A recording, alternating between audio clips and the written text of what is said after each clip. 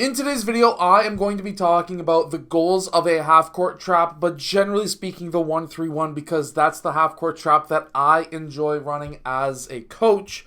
But the goals are the same as every other half-court trap. So let's get down, let's check this out. If you, however, want a deadly half-court defense, make sure to go check out my unbeatable basketball zone defense that is down in the description below. Also, if you like the idea of this app where I'm drawing on top of it, moving around these characters, you can check it out down in the description below. It is called Playbook. Okay, so the red team is set up in a half-court trap, and obviously there is goals that they have. And by understanding the goals that the half-court trap has, you can also beat it with your defense as well. So generally speaking, a half-court trap will not want the ball to go up middle.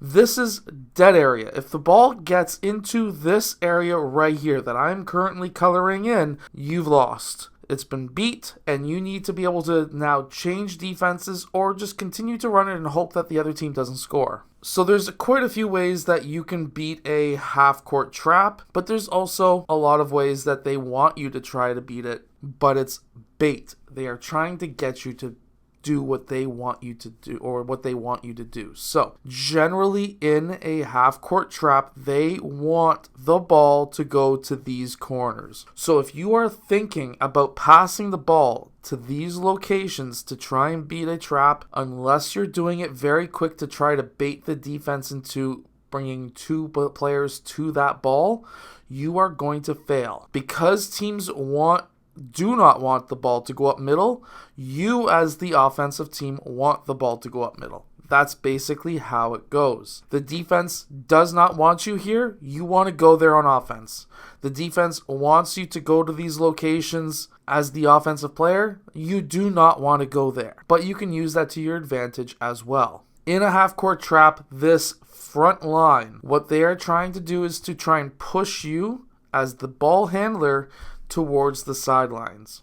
Whether it's a 1-3-1, a 2-2-1, or a diamond style half-court trap, they want to push you towards the sidelines because they do not want the ball to go up middle. However, the most odd thing about a 2-2-1, specifically a 2-2-1, is because a lot of teams will try to beat it by putting a player in the middle, there are coaches who will teach this second line of players to give just enough space between themselves and that middle man so that when you make this pass, they're able to come from behind to steal that ball. So some teams will put players who are taller, maybe lankier, maybe more athletic in this second line so that they can get those steals trying to go to this middle man. How some coaches will try to teach the 2-2-1 is they will have this guy trying to front here or just being really tight so that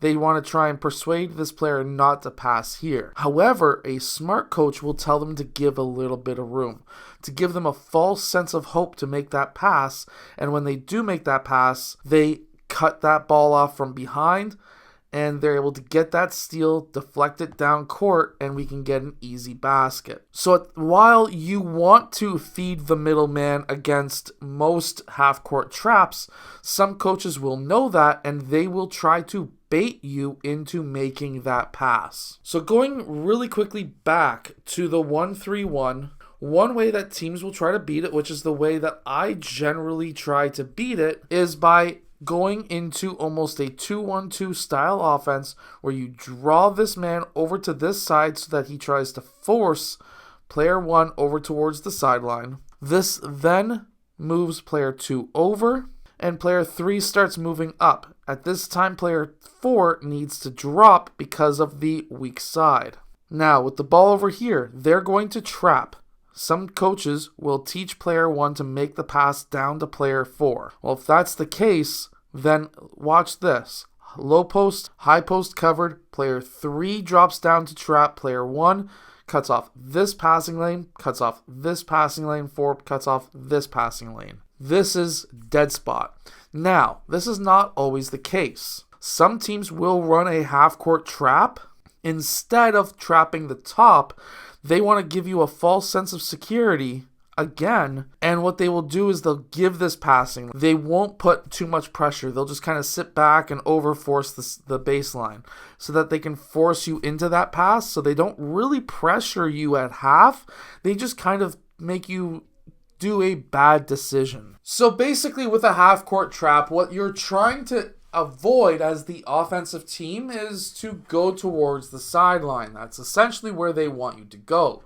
But definitely stay away from that baseline sideline corner, because that's like dead trap zone. No matter what half-court trap a team is running, those corners are going to be trap areas. Now, I've actually really enjoyed seeing this strategy right here, where teams will go 4 corners and they will bait the defense into, especially the defenses that trap this top corner, they will try to bait this so that now when that happens, as soon as player 1 makes that pass, player 1 cuts. Right away, player 2 hasn't taken the dribble yet. He passes to player 1 back. Player 1 attacks, which draws player 2. Player 5 cuts back door. Easy layup. So now you are using that half-court trap to your advantage. So this is how you should always look at other teams' defenses, whether it's a half-court trap, a full-court trap,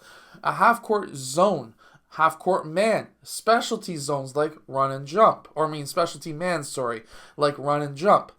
Guess what? If you can find the weaknesses, figure out what that team is trying to make you do, and then avoid that or use it to your advantage and pass out of it really quickly, or try to figure out where they don't want you. And then when you figure out where they don't want you, you go to those spots. This is what's going to help you become more successful beating a half-court trap. I hope that you've enjoyed. Make sure to go check out my Unbeatable Basketball Zone Defense book that is down in the description below, that traps the corners, doubles the low post, and doesn't leave anybody open. But also make sure to go check out my Unbeatable Basketball Defense Strategies that is also down in the description as well, too. I'll see you guys again in my next video.